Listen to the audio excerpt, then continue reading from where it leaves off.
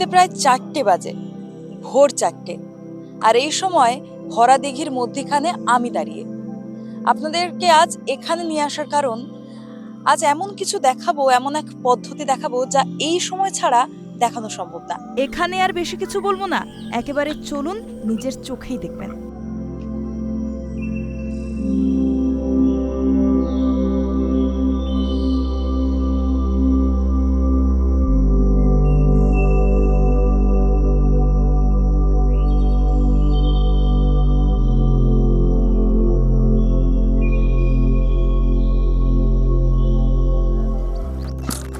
দাদা কি করছেন? মাছ হচ্ছে চিংড়ি মাছ। মাছ? কি এতগুলো মাছ? এটা আমাদের জীবিকা।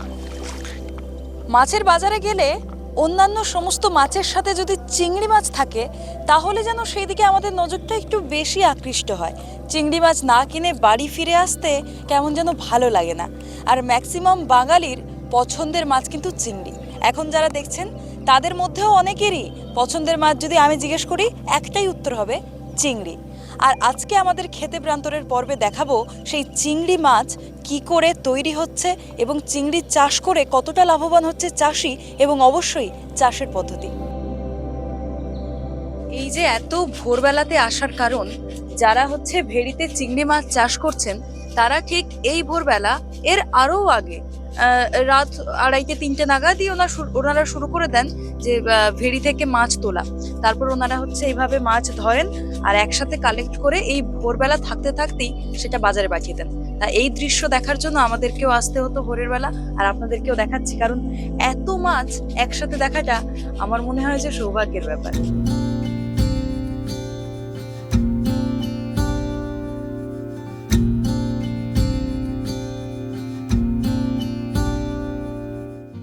মাছ ধরে নেওয়ার পর প্রথম কাজটাই এখানে হচ্ছে। দাদা এখানে মেইনলি কিসের কাজ করছে? এই মাছগুলো বাছাই করছি, মাছ বাছাই করে নিয়ে মাছের বাজার নিয়ে যাবো। এই কাটা মাছগুলো বেছে আলাদা করে নিয়ে নিচ্ছি, আর যদি ছোট মাছ থাকে সেগুলো একটু বেছে নেবো হাতে, সেটা একটু আলাদা করে দেবো, দিয়ে মাছের বাজার নিয়ে যাবো।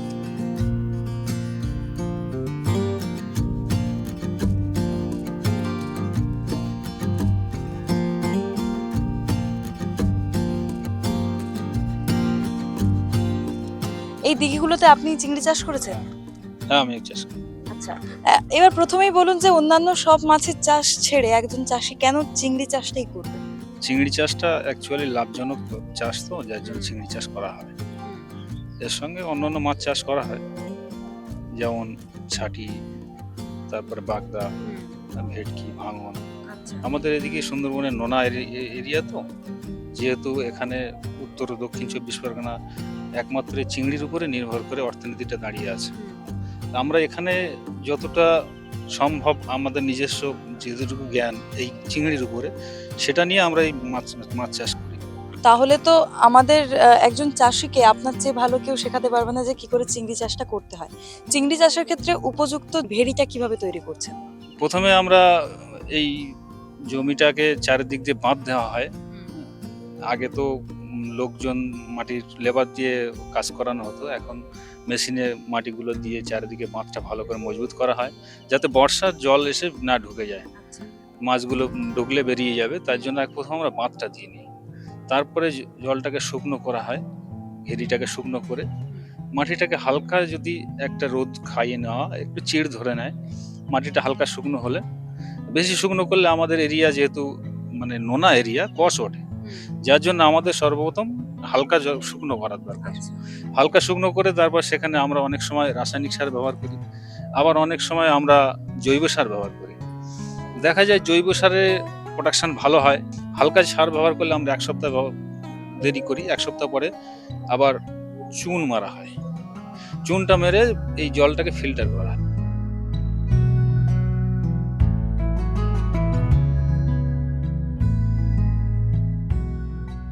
জলে মাছ ছাড়ার আগে কি কি করবেন তা ভালোভাবে শুনলেন। এবার যে ভেড়িটা আপনি বানাবেন, যেখানে চিংড়ি মাছটা ছাড়বেন, তার গভীরতাটা কতটা করবেন সেটাই এখন আপনার থেকে জানতে চাইবেন। গভীরতা কিছু জায়গায় 4 ফুট, কিছু জায়গায় 5 ফুট, আবার কোনো কোনো জায়গায় 3 ফুট 3.5 ফুট পর্যন্ত থাকে। মানে বেশি গভীর করা যাচ্ছে না। না, বেশি গভীরতা হলে চিংড়ি চাষ ভালো হয় না। গভীরতা মোটামুটি 3-4 ফুট 5 ফুটের মধ্যে থাকলে একটা মাছ চাষের উপযুক্ত পরিবেশ হয়। বাগদা মাছের বা ছাটি চিংড়ির ক্ষেত্রে একটু বেশি হলেও চলে। বাগদা চিংড়িটা এমনই 3.5, 4, 5 এরকমই উচ্চতা থাকে, এর মধ্যেই চাষটা ভালো হয়। আর নোনা পরিবেশের ক্ষেত্রে চিংড়ি মাছটা ভালো হয়। নোনা পরিবেশটাই চিংড়ি মাছের উপযুক্ত পরিবেশ। কিন্তু মিষ্টি জলে কি চিংড়ি মাছ চাষ করা যায় না? মিষ্টি জলে চাষ করা যায়, কিন্তু জন্মের হার খুবই কম। 90% মাছ নষ্ট হয়ে যায়, 10% বা 5% মাছ হয়তো জন্মায়, যার জন্য অনেক লস হয়ে যায়, মাছ ফেলা হয় না। আর এটা নোনা জলে ফেললে মাছ ভালো হলে, যদি ভালো মাছ ছোট মিন যেটা বলে, সেই মিনটা যদি ভালো হয়, তাহলে দেখা যায় এই মাছটা অন্তত পক্ষে 70-80% পাওয়া যায়।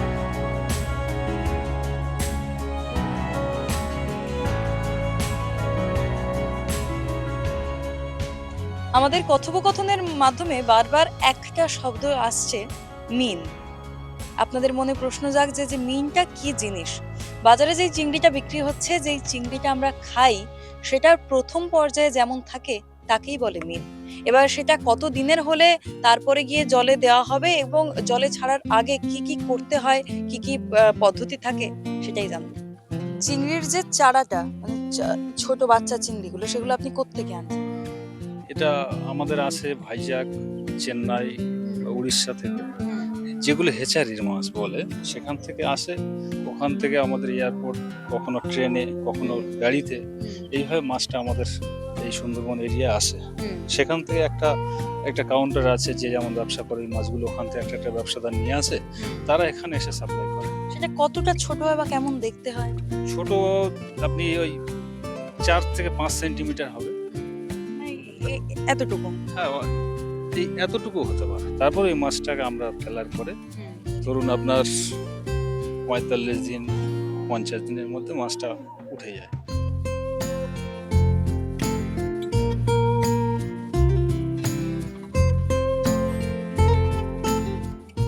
একটা মাছের চারা যার সাইজ 4 থেকে 5 সেমির ওপরে নয়, সেই মাছ নাকি বড় হয়ে প্রায় আমাদের 1 চেটো লম্বা চিংড়ি মাছে পরিণত হচ্ছে মাত্র 45 দিনে।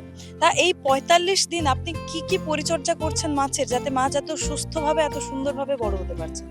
পরিচর্যা আমরা তো প্রথমে যে সার ইউজ করি, রাসায়নিক সার বলেন বা জৈব সার, সেইভাবে মাছটাকে যখন মানে ভেরিটাকে তৈরি করার পরে মাছ ফেলা হয়। সেই মাছটা যখন ফেলার আগে যখন ভেরি তৈরি হয়, তখন আমরা খাদ্য ব্যবহার করি। যখন শুকনো থাকে ভেরিটা, তখন একটা খাদ্য ব্যবহার হয়, সেটা খোল হতে পারে বা জৈব সার হতে পারে, রাসায়নিক সার হতে পারে। এই এলাকার ক্ষেত্রে আমি বলতে পারি আপনি একজন নামকরা চিংড়ির চাষি, তো সেক্ষেত্রে আপনি কোন খাবারটা হচ্ছে দিতে বলবেন, রাসায়নিক খাবার নাকি জৈব খাবার, কোনটা দিলে ভালো হয়? আমি সাধারণত বলবো যে কোনো চাষিকে যে জৈব সারের উপরে আমাদের থাকা দরকার। জৈব সারটাই যতটা সম্ভব এই ফিশারিটাকে ভাইরাস থেকে যতটা সম্ভব দূরত্ব বজায় রাখা। রাসায়নিক সারে আমাদের একটু ভাইরাসের ভাগটা বেশি হয়, তো জৈব সার ইউজ করা হয়। আর যে খোল, সরিষার খোলগুলো আমরা ব্যবহার করি বা অন্য খাদ্যগুলো ব্যবহার করি, সেটাও ভালো।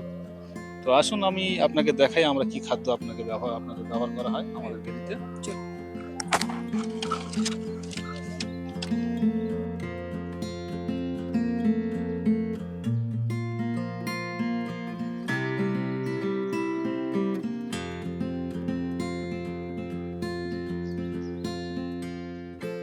এটা সরিষার খোল। এটা আচ্ছা খোলটা দেখো। আচ্ছা, এটা কি এভাবে কি দেওয়া হয় নাকি ভিজিয়ে? এটাকে আমরা জলে ভিজিয়ে, তারপরে যখন জলে ভিজানো হয় তখন পুরো নরম হয়ে যায়, সেটাকে নিয়ে আমরা জলের সঙ্গে ছড়িয়ে দিই। আচ্ছা, এটা কদিন অন্তর করেন? এটা 4 দিন 5 দিন 2 দিন 3 দিন মাছের যদি মাছ পরিমাণে বেশি থাকে তাহলে প্রতিদিনে খাদ্য দিতে হয়। আর জৈব খাবার দেওয়ার ফলে জৈব খাবারটা যেমন সরাসরি মাছ হচ্ছে গ্রহণ করতে পারছে, খেতে পারছে, তার সাথে সাথে এই খাবার জলে মেশার পর তার প্রতিক্রিয়া এবং সূর্যের আলোর সাথে সম্পর্ক হওয়ার পর এ কিন্তু তৈরি করছে জলের মধ্যে জুপ্লাঙ্কটন, এবং যেটা খেয়ে মাছ বড় হচ্ছে। শুধুমাত্র জুপ্লাঙ্কটন নয়, তার সাথে ফাইটোপ্লাঙ্কটনও কিছু উৎপন্ন হচ্ছে। মাছ বড় হওয়ার ক্ষেত্রে, অল্প দিনে বড় হওয়ার ক্ষেত্রে এই জৈব খাবার কিন্তু অত্যন্ত জরুরি।